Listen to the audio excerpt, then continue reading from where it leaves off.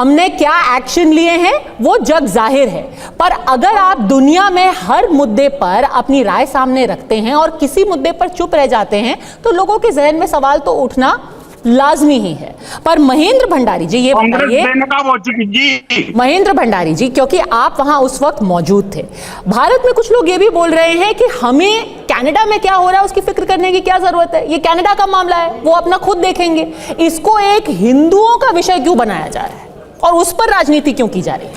महेंद्र जी नमस्कार। नमस्कार। आपका क्वेश्चन है कि अगर कनाडा पे है तो उसको भारत में मुद्दा क्यों बनाया जा रहा है? पर कनाडा में जो लोग आए वो आए कहाँ से हैं? हम तो भारत से इमिग्रेट होके ही आए हुए हैं। तो ऑब्वियसली हम हमेशा से कहते हैं, मैं आज 30 साल से भारत से बाहर हूँ, हम लोग हमेशा ये कहते हैं कि कनाडा हमारी कर्म भूमि है लेकिन भारत हमारी मातृभूमि है।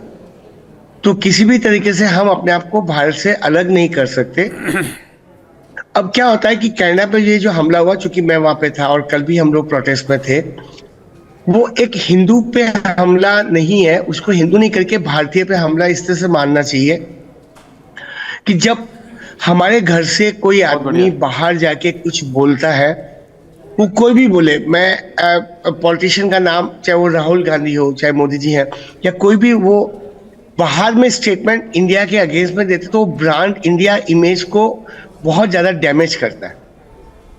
अगर यहां से कोई पॉलिटिशियन भारत से बाहर आके बोलता है कि वहां पे इंडिया में 2 तरह के सिटीजन्स हैं, या सिखों को, जो कि गलत भी है क्योंकि मेरे काफी सारे दोस्त सिख हैं जो अच्छी पोजीशन में इंडिया में है, और वो बोलते हैं कि ये राहुल गांधी जी ने ये क्या बोल रहे हैं, हमको तो पूरा राइट है, हमारे हर जगह पे बराबर राइट है। तो उससे क्या होता है, हकीकत से अलग होकर जब आप बाहर में बात बोलते हो तो क्या इंडिया की ब्रांड को बहुत नेगेटिवली अफेक्ट करता है, डैमेज करता है, और उसी से ये चीज और ज्यादा एग्रीवेट होती है। जब हम इंडिया से बाहर कास्टिज्म की बात करने लगते हैं कि नहीं, वो कास्टिज्म, इंडिया में डिवीजन होना चाहिए, कास्ट वाइज वहां पे सेंसेशन होना चाहिए, यहाँ पे हम सब बोलते हैं हम भारत वाले एक है, हमको किसी को कोई मतलब नहीं है कि कौन पंडित है, कौन सरदार है, कौन राजपूत है, कौन शूद्र है, कौन क्या, हमें कास्टिज्म कोई मतलब नहीं, हम अपने आप को इंडियन बोलते हैं और ब्रांड इंडिया को हम यहाँ पे रिप्रेजेंट करते हैं। पर यहाँ के जब पॉलिटिशियन इंडिया से बाहर आके जो बोलते हैं ना, नहीं ऐसा कास्टिज्म होना चाहिए, या इंडिया में भी जब वो स्टेटमेंट देते हैं तो इंडिया की ब्रांड को बहुत इम्पैक्ट पड़ता है और यहाँ पे एनिमोसिटी बढ़ती है। अच्छा। यहाँ पे एक दूसरे के प्रति जो प्यार की भावना है उसमें बहुत इम्पैक्ट पड़ता है, ये फैक्ट है। तो दानिश कुरैशी जी, अगर ये मामला पूरे हिंदुस्तान का है और क्योंकि हम बात कर रहे हैं कि गाजा पर अगर बोलते हैं तो कनाडा पर चुप्पी क्यों हो जाती है? ओवैसी साहब भी बोले गाजा पर, कनाडा पर नहीं, ढाका पर नहीं, क्यों? देखिए, मैं आपको एक बात बताऊं, सबसे पहले तो 2 चीज़ें हैं, पैलेस्टाइन का मामला पूरा अलग है और कनाडा की जो स्थिति है वो पूरी अलग है। मानवाधिकार का मामला है, मैं वही कह रहा हूँ ना, मानव अधिकार का मामला है। बिल्कुल, जो भी घटना घटी है वो निंदनीय है, ऐसी घटनाएं नहीं होनी चाहिए, इसमें कोई दो राय नहीं है। लेकिन सवाल ये है कि जो लोग वहाँ पर अगर नहीं बोला, जो लोग अगर ये कह रहे हैं कि वहाँ हिंदू के मंदिर पे, तो आप एक बात समझ लीजिए कि बाकी के जो लोग हैं वो भी, जो सिख हैं वो भी तो भारत के ही हैं।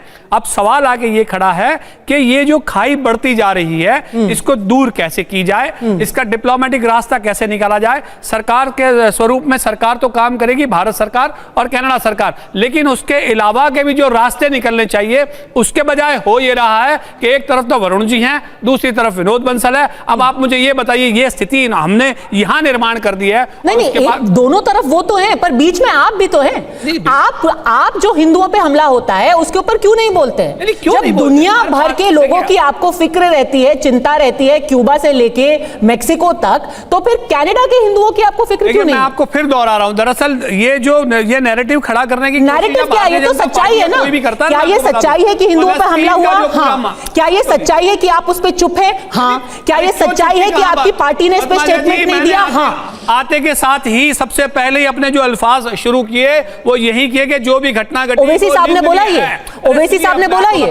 अब रह गई बात, मैं आपको बताऊं, ओवैसी साहब ने बोला कि नहीं बोला? तो बता रहा हूं ओवैसी साहब की। अरे तो दानिश कुरैशी बोल रहा है, वो क्या है, मजलिस का प्रवक्ता? बहुत फर्क है, नहीं बहुत फर्क है, ये क्या बात हुई? ये तो अरे भाई, ओवैसी साहब ने खुद अपने मुख से फिलिस्तीन के बारे में बोला है, तो कनाडा पे क्यों नहीं? साहब की बात कर रहे हैं तो आगे भी सुनिए। मुझे ये बताइए कि फलस्तीन से मुसलमानों का, फलस्तीन से जो जुड़ाव है वो मस्जिद अल-अक्सा को है, उसके बावजूद भी हमने 28 टन गोला बारूद इजराइल को दिया। अरे तो सर, मुसलमानों के कनाडा पे क्यों नहीं बोले? मुझे ये बताइए, जो लोग फिलिस्तीन पे बोले वो ढाका पे क्यों नहीं बोले? वो कनाडा पे क्यों नहीं बोले? कह रहा हूं क्या हिंदुओं की जिंदगी का कोई मोल नहीं है? जो मस्जिद अल-अक्सा है उसमें पूरे भारतीय नहीं, पूरी दुनिया के मुसलमानों का सेंटीमेंट उससे जुड़ा है। उसके बाद भी कनाडा के मंदिर से भी वहां के हिंदुओं का वहां से जुड़ाव कह रहा हूं ना कि उनकी दोहरी नीति हो जाती है, हमारी दोहरी नीति नहीं है। कैसे? हमने इंसाफ की, कैसे दोहरी नीति है? इजराइल को हमने 28 टन गोला बारूद दिया नहीं दिया?